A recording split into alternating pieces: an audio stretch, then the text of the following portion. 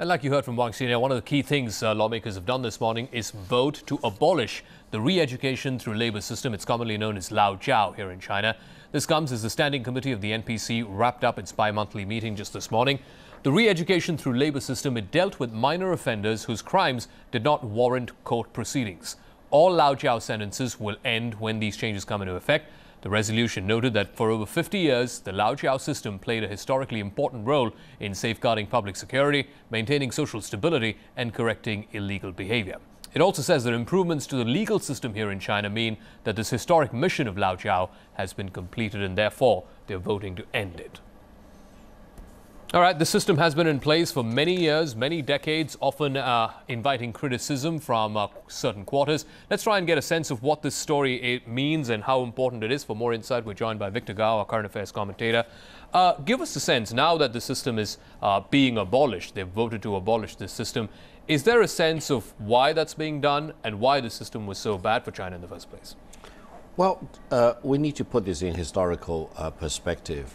50 years ago, in China, there was one ruling party, and the court system more or less did not even exist, because whatever the party said, whatever the government said, that's the decision. So it didn't matter that much whether, you arrest the petty offenders and then put them through a court system, or you just put them into a detention, or whether you put them into a camp for education through labor.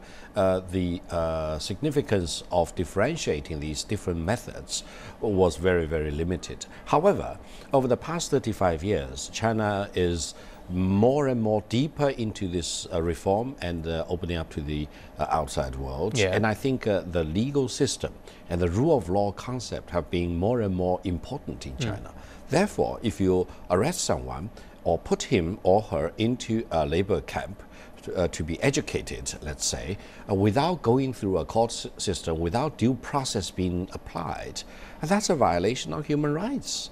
And therefore, I think because of the change in the legal context and change in the circumstances in China, this education system through labor is becoming more and more controversial. So I think this is a good day today, and it is highly overdue already to put this whole system to rest. And I think starting from today, the rule of law concept will be more and more emphasized, and any citizen in China who eventually will need to be arrested need to go through a court hearing and go through due process, be duly tried and convicted.